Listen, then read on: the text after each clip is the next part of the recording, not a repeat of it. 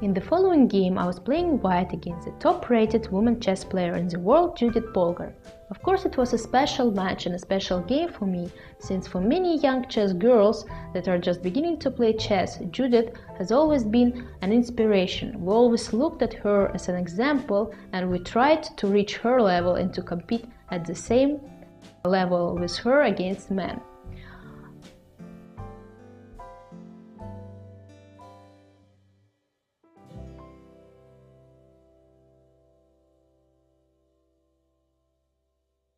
Hello everybody, I'm Grandmaster Alexandra Kosteniuk, and I'll comment for you now one of my games from the 2009 World Blitz Chess Championship. This championship was played on the 16th, 17th and 18th of November 2009 in Moscow, right in the heart of Moscow, in the department store on the Red Square. And in the games that I want to comment, I'm playing white against Grandmaster from Hungary, Judit Polgar. I've never played Judith before this tournament in my career, and since she is rated for many years in a row #1 in the women's rating list, of course it was very interesting for me to play against her. You see that Grandmasters are getting ready for their game, they take their seats. And we are ready for the announcement of the chief arbiter to start this round. Okay, Judith presses the clock and I start the game with e4, c5, the Sicilian, knight f3, e6, d4, c takes d4, knight takes d4, a6, knight c3, knight c6, bishop e2, queen c7. It's a Paulsen variation of the Sicilian defense. I castled, b5. I played rook 1 to a7, which is also not bad. And here another interesting moment. After queen c6, I had a winning combination, a very nice winning combination, which I didn't notice, and I should have played here queen takes c6 with the idea after knight takes c6 to play knight d4, threatening to take the knight on c6. She has to take on a7 because after rook takes a8 I will take on a8 with check, so she has to take the rook with the knight. Knight takes a7, and after rook takes d8 check, king g7, I win the knight on a7 by playing rook a8. That's how I could have ended this game, but of course it's a very difficult combination for the 3-minute game. Instead I played rook takes d8, rook takes d8. Here I could have taken on c6 and play rook c7, but I decided to keep the queens on the board and played queen h4, and now the position is again equal, but of course we continue playing.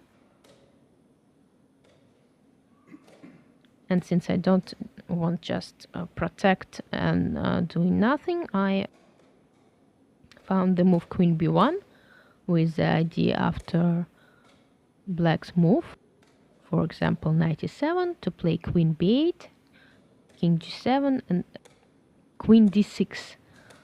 Now after exchanging the queens, at least I will have one passed pawn, which as we know is very dangerous in the endgame. Queen takes d6, e takes d6, knight c6, d7, king d4.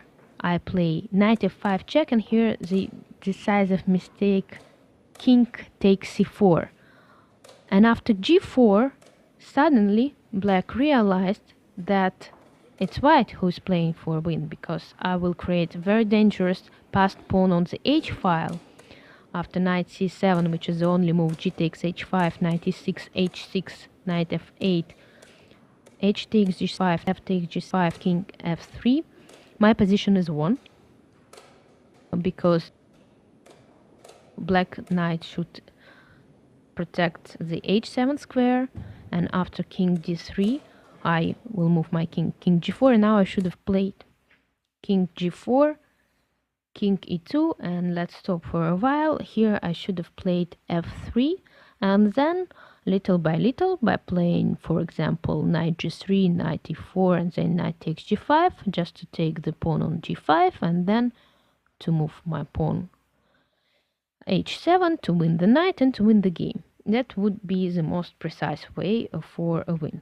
But of course in a blitz game it's very difficult to play the best way possible. That's why I took on g5, king takes f2, I played king f6, e4, and of course I didn't really see what will happen. I hoped that I have some winning chances, but since I often solve studies, probably this a hobby of mine helped me a lot in this endgame. So after e4, we repeated position for a few times. King f7, knight h7, king g6, knight f8,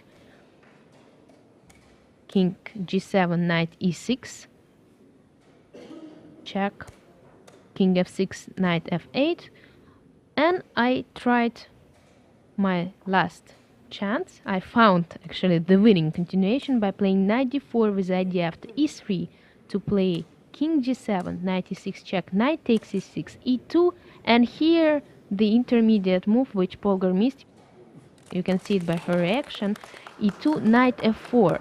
And now if she promotes the pawn and plays e1 queen, I will play knight d3 check, then we'll take the queen, and then we'll play h7 and we'll win the game.